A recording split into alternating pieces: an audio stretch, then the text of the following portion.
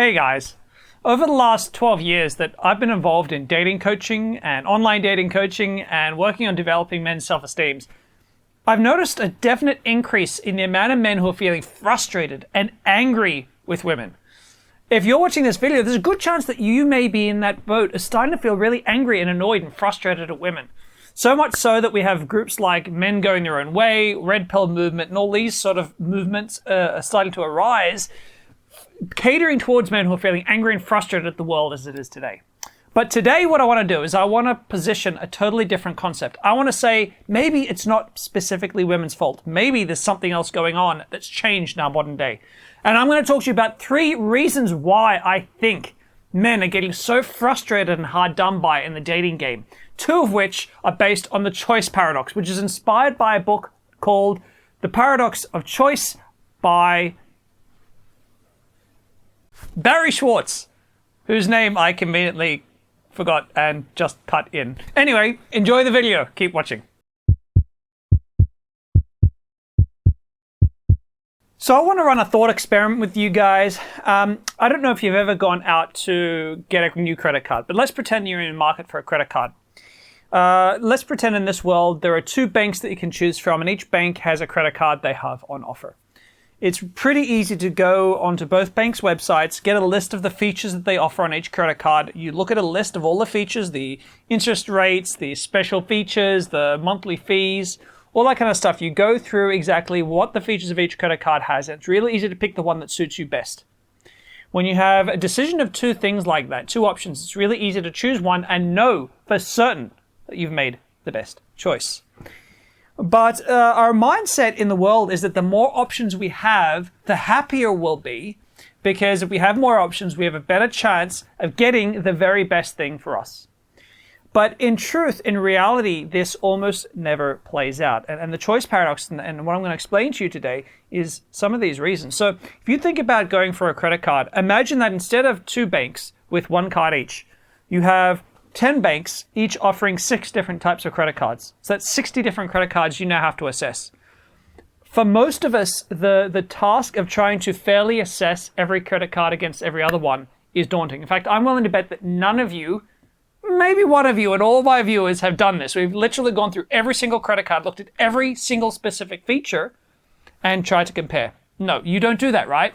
As it turns out, the more options that you have in the world, the more narrow your focus becomes on features to try to simplify the task for yourself, because no one wants to spend that long comparing credit cards. So what you tend to do is you go, I'm just going to look at the interest rate, right? I'm just going to look at the monthly fees. You start to only look at 1 or 2 features and compare them on that metric, and that's all you do.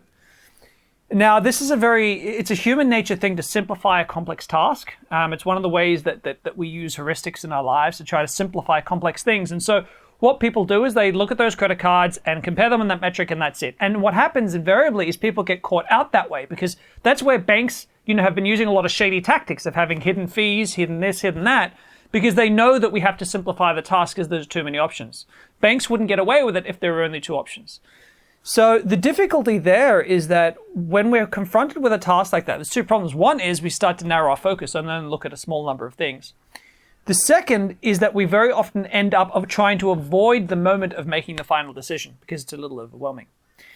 How does this apply to dating? Well, one of the issues in dating is that, especially nowadays with online dating exploding the way it has been, women especially, but also high-value men, have too much choice. They have choice everywhere, right? So let's say a really attractive woman, she can choose from 60 different men. She cannot possibly fairly assess every man on all his merits. It would take too much time. That would be inhuman to expect anyone to do that. So women can't do that. So what they have to do is they have to start to narrow their focus and work out what heuristics, what rules of thumb can I go on to try to quickly assess what each guy's like, to work out which of these 60 I want to date. So since she's got so much choice, she's definitely going to use looks as a feature. What else can she do? Well, she knows she wants a guy who's intelligent, who can take charge, who's confident in himself, who's right, but she doesn't want to have a couple of dates with every guy to assess these things. What marker point would likely demonstrate that he's got all these features? Well, has he got a uni degree? That'd demonstrate some intelligence, some ability to work hard. She could look at that.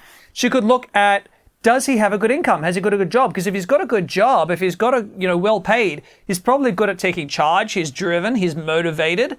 He's probably good at taking charge. He's confident, probably, right? So all of a sudden, she can infer all these things about a man from very small amount of detail. Now, it's imperfect. It's a rule of thumb. It's unfair. Lots of guys will slip under the radar this way. But the truth of the matter is, because of the paradox of choice, the choice paradox, she has to do that. When you're confronted with too many choices, you have to narrow the focus. Another thing that's going to happen is she's going to find herself delaying making that final choice because the choice is overwhelming. Now, I've experienced this myself when I'm single and doing a lot of online dating, I have too many choices. And all of a sudden, I can't go on a date with every potential woman. What I have to do is I just have to look at certain features and judge them based on those things, right? Big rules of thumb that are entirely inaccurate. But because I've got so many choices, it doesn't matter. Right? Some of those will hit the mark, right? It doesn't matter if I miss a few along the way. I've experienced this myself. That's what happens when you have a lot of choice. When you don't have the choice, it seems awfully unfair that everyone just judges you on face value.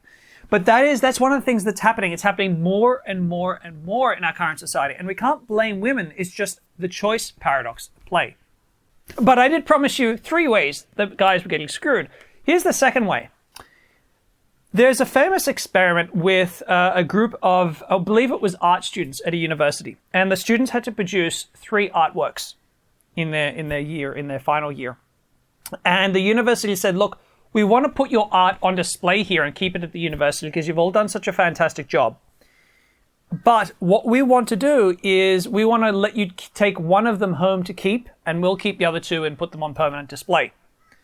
Now, there were 2 separate groups. One group was told, pick your painting now that you want to keep, and the other 2 you'll lose permanently and we'll keep them. The second group was told, pick your favorite painting now, but you've got another sort of few months. If you change your mind, bring it back and just swap it out. That's what they were told. So, which group do you think is going to have made the better choice if you ask them a year later about which painting they decided to keep? The group who got to change their mind again at the last minute, or the group who had to make their mind up on the spot and couldn't change it anymore later on? So-called logic really suggests that the guy who got to change his mind if he wanted to at the last minute was the one who was happiest, right? Because he got to make a choice and then got to really think about it over time and then swap out that choice. But it turns out that that's not how the human mind works. The second we give ourselves, any human being, the opportunity to double guess ourselves and our choices, what happens is that we invariably find flaws with it and we start to have a grass is greener attitude towards our other options. However, now you've probably experienced this with certain things like small purchases. So if you've ever bought, small things like under $100 that you've purchased for yourself, you've likely experienced this where you've spent a lot of time going, maybe I should have gotten that other one. Maybe I should return this and get the other one. Maybe I should. It's a very natural part of the human condition. But if you've ever bought yourself a big purchase, a house, a car, something super expensive that you can't swap out, that's kind of for keeps, at least for the medium term, what you usually find is you realize you made the perfect choice. You made the best choice, and you can list out all the reasons why you made the best choice, and there's nothing better that you could have done. You have the best car. You have the best house within your price options. It is the same thing in dating in that modern society has become, marriage is not so, marriage is unconsidered to be something that have to last forever anymore, right? Divorce is far more socially acceptable. Relationships are far more, they're allowed to be medium and short term. No one looks down on a woman who sleeps with a guy and then breaks up with him after a couple of months. Society has become a lot more casual about dating. And I think in many ways that's a very good thing. I don't think forced marriage was healthy in any way, shape, or form. So I'm not arguing that everyone should stay married, not by a long shot. But what that's created is another facet of the paradox of choice, which is that you're always able to double guess yourself. When you make a commitment to a man or a woman, whether it's for a long-term relationship or for a marriage, you're always much more aware nowadays than you ever were that you have other options, that you can always swap that woman or man out for a different model. And so the result is that a lot of us end up feeling less satisfied with the relationships we have. Women who are in a relationship with you, far more likely to feel less satisfied because she's constantly aware of other options that she has. Because we don't really commit in the same way that we used to. Again, it's not women's fault. Men do this as well. but it degrades our experience in relationships because we never feel like our partner feels like we are 100% the right choice for them, right? Many guys end up in relationships and they feel resentful about this and comment below if you've had this, but they've ended up in relationships where they never feel like the woman totally digs them 100%. Like she's always got her feelers out elsewhere. Now, I know that a lot of other books like Red Pill and stuff have other reasons for this, like monkey branching and stuff. I don't buy into this. There's very little proper scientific research to validate that. There is, however, for choice paradox issues. So that's why I'm holding on to this. That's the second reason. The third reason is very different altogether and unrelated to the choice paradox, but it's related to entitlement. Now, I usually hate the word entitlement because entitlement is usually meant to shame someone. Like, you're just being self-entitled. You should feel ashamed of yourself. It's not the way I'm using the word entitlement. In our modern day world, what a lot of us guys believe is that we deserve to have an attractive woman on our side. We deserve to have a woman who's up to our standards. If you have high standards, you'll find a woman who meets those standards. And there's plenty of women around, so there's got to be a woman for you who's attractive, quite attractive. And every man believes this on the whole. And that's been, I think, the dating coaching industry has been a little bit guilty of this. I always try to be very honest here, but the dating industry in general tells men, no matter who you are, no matter what you look like, you can have a ridiculously hot model on your arm, just follow these tips. And I think that's really sunk in with a lot of men, that they feel like, I deserve to have an incredible woman. I deserve to have an amazing woman.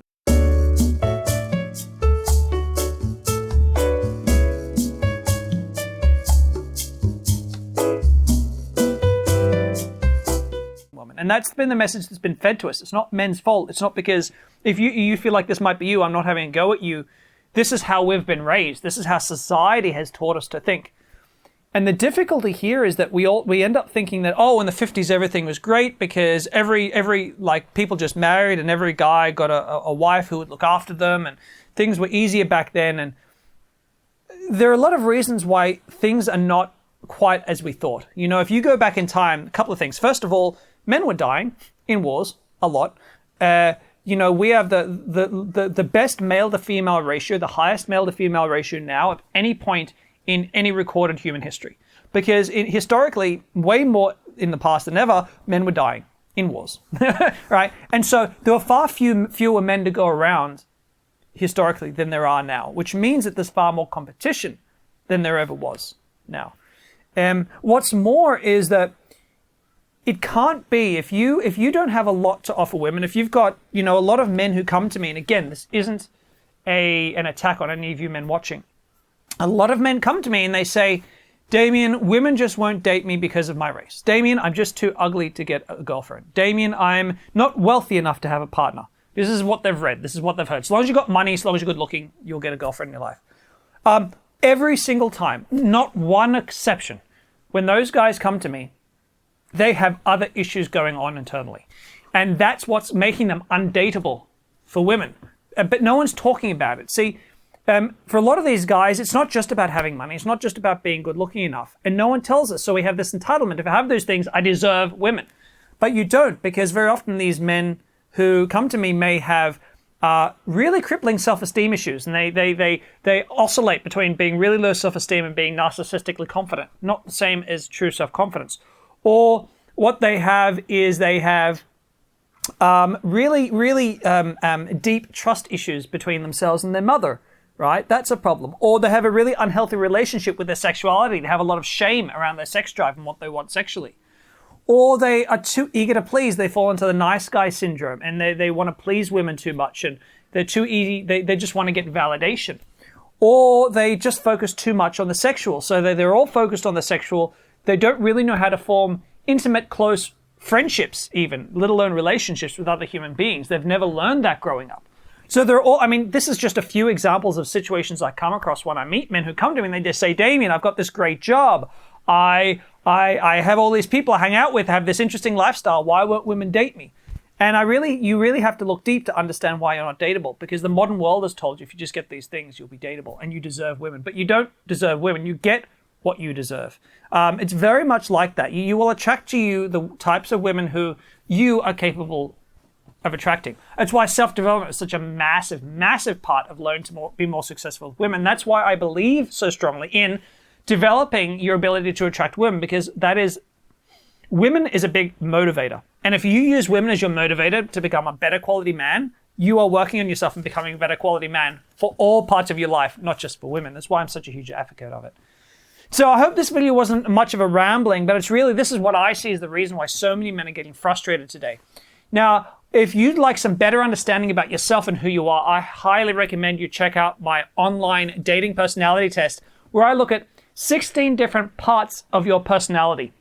I'm going to have a look and I'm going to explain to you exactly how you can use that understanding of your different parts of your personality, what your strengths and weaknesses are, and how you can use that to better attract women, what you need to work on, what you need to focus on, what you need to display to the world, what you need to maybe learn to cover up a little bit better.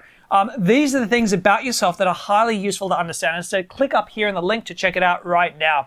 For the rest, guys, what do you think about my reasoning why guys are so frustrated? It's easy to blame women, but actually I think that it's not women who are going sour. I think the world is changing, and I think the dating world is struggling to adapt, given the way just general human psychology works. It's not a gender thing much at all. Let me know what you think in the comments. As always, if you like this video, definitely subscribe to my channel by clicking the link over here, and check out some of my other videos, which I reckon if you like this one, you'll probably like them too.